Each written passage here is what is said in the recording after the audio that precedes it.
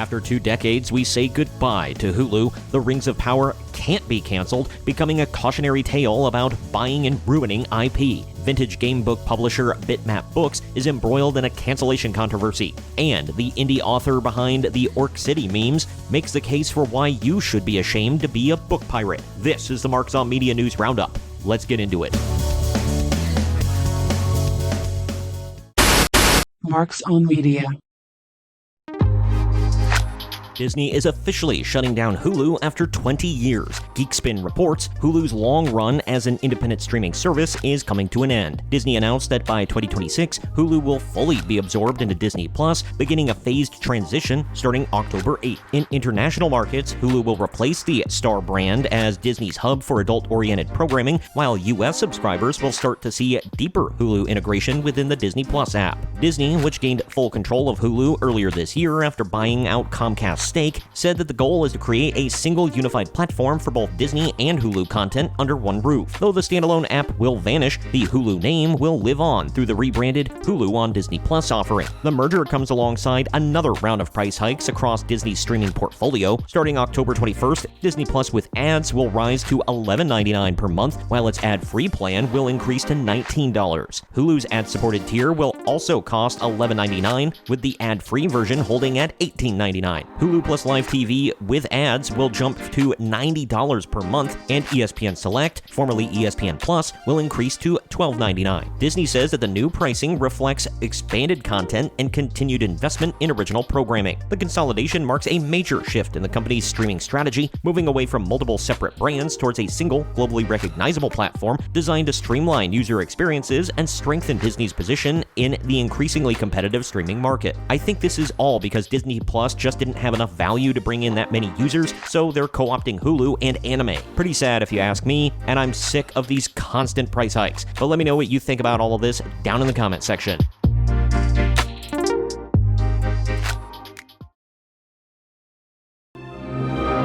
Amazon can't cancel The Rings of Power without a hefty financial kill fee to the Tolkien estate. That Park Place reports, Amazon's The Lord of the Rings of Power was launched with ambitions to rival Game of Thrones, but the series has become a massive financial burden. The first season reportedly cost over $465 million to produce, plus $250 million for Tolkien rights and hundreds of millions in marketing. Despite these expenditures, only 37% of US viewers and 45% of international viewers completed the season, falling below Amazon's already low benchmark for success. The company faces contractual constraints that make canceling the series costly, with a kill fee of $20 million per unfinished season, while production on Season 3 is already underway. Season 2 fared even worse, with viewing minutes dropping from 8 billion to 3 billion, prompting layoffs at Prime Video and Amazon MGM Studios. Amazon executives, including former head Jennifer Salke, continue to tout audience engagement numbers, but independent metrics reveal a declining interest and a shrinking fan base. Industry insiders criticize Amazon's spending and strategy, noting that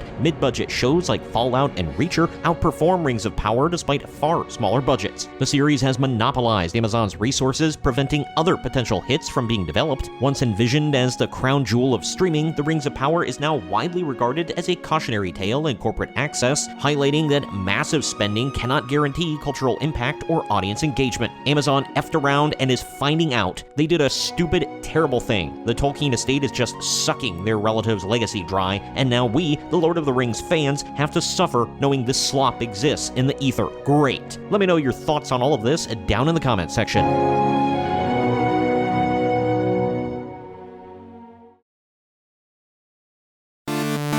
Another author was almost canceled for extremely mildly spicy comments made years ago on social media. Bitmap Books, known for publishing high-quality retro gaming literature, faced intense backlash after cutting off royalties to author Moses Norton for his book, The Definitive Book of SNES RPGs Volume 1. The controversy began when old social media comments resurfaced in which Norton, known as the well-read mage, made sarcastic comments about gamers from developing regions, including jokes about third-world countries and Sega's popularity in Brazil. The publisher publisher initially deemed his comments offensive and announced that Norton's royalties would instead be donated to the charity Special Effect. The move quickly drew criticism from fans and industry voices who accused Bitmap Books of overreacting and engaging in virtue signaling. Many argued that the comments, while ill-advised, did not merit financial punishment or professional ruin. Others support the decision, noting that Norton had agreed to the donation voluntarily. The debate reignited wider conversations about cancel culture, online accountability, and how far companies should go when distancing themselves from creators' old remarks. After a wave of backlash and boycott threats, Bitmap Books reversed its stance within 24 hours. Founder Sam Dyer admitted the response had been hasty, apologizing for the rushed decision, and confirmed that Norton would now receive all royalties owed to him. Dyer also pledged to donate company profits from the book's first print run to Special Effect as a gesture of goodwill. Despite the reversal, the incident has left the community divided. Some fans welcomed the apology, while others vowed to continue boycotting Bitmap Books over how it handled the controversy. I personally think that this was way over the top, and it sure seems that Bitmap Books will now pay the price for bending the knee to the mob. Let me know what you think down in the comments section.